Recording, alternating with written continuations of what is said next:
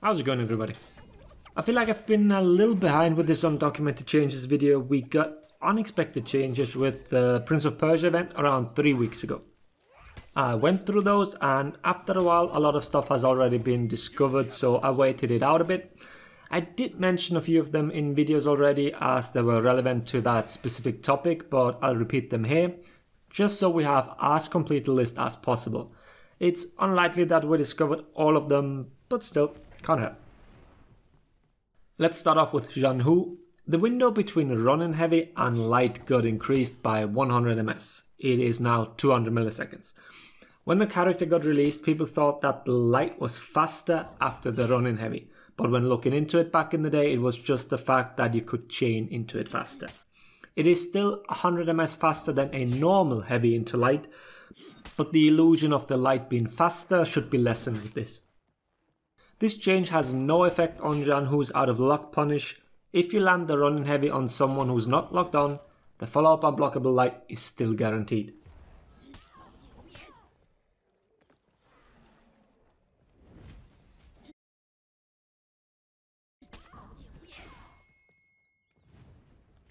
While we're at the timing between attacks, let's just quickly recap the Lawbringer change. His third light in chain, as well as the light after a parry riposte, is affected by this. From a hit of the second attack until start of the light, it's only 100 ms if buffered.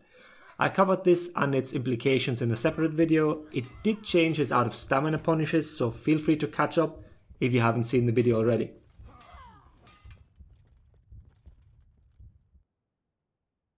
Another timing change happened to Jang Geun. His out-of-lock light chains are now the same as his in-lock chains. We've seen things like that happen in the past where old properties were retained when out of lock or when out of stamina. JJ's lights used to be 600 back in the day, so this was a remnant from that time. You can also still see that the animation of the second light while out of lock is completely different than the in-lock chain lights.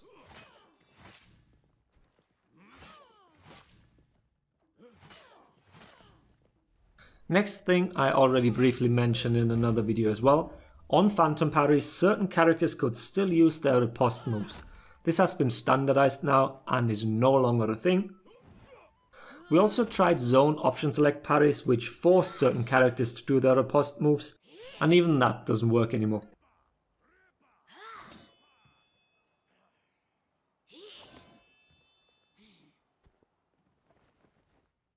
Next is the light parry sound when playing Warlord or Shinobi. It doesn't play the normal sound effect that you hear on other characters. The bright flash is still there, so you still have a clear indicator what you just parried. This shouldn't be that big a deal as most people recognize attack properties by animation anyways.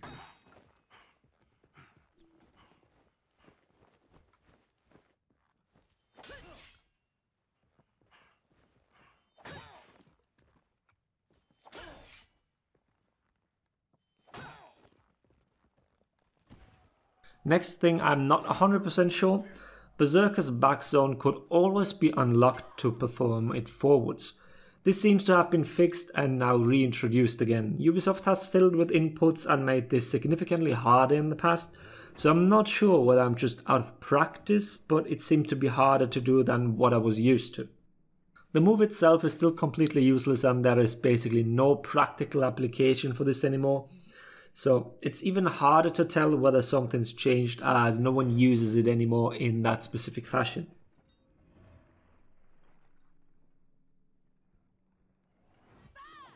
Warlord received a fix to his out of stamina throws. No longer will you wall splat someone instead of throwing them to the ground. What we found out is that this doesn't apply to crashing charge and other players. You will still wall splat them on them. We know that wall splatting on players is coded differently and gives different stun values, so maybe Ubisoft just forgot to adjust those as well. It's not an issue when you do a normal throw though. Only crash and charge is affected by this.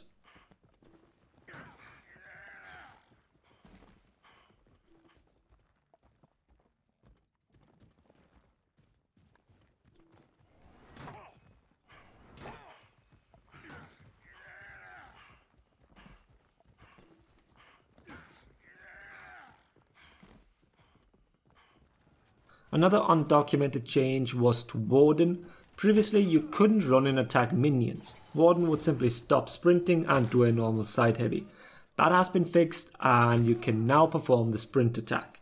It's not a major buff as you mostly only get to hit 1 or 2 minions, so his clear speed didn't really get affected by this.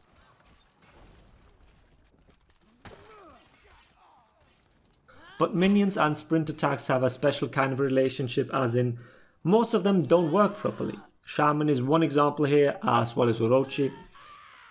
Minions in general have a few not so perfect interactions with players that lead to a lot of frustration. If there's interest, I can look into this a little more and give you guys a full list. Let me know. Now we're getting into customizations. Voice lines kind of fit into that category, I guess. Aramusha's Ring the Bell has him yelling again.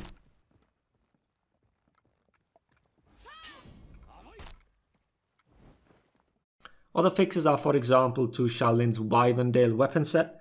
It didn't have the bending physics that his other staffs have, so the pieces would float apart, as you can see here. This was also a thing during executions and, well, pretty much everything that bent the staff. Tiendi's Ornaments did get new placements on his newly released helmets.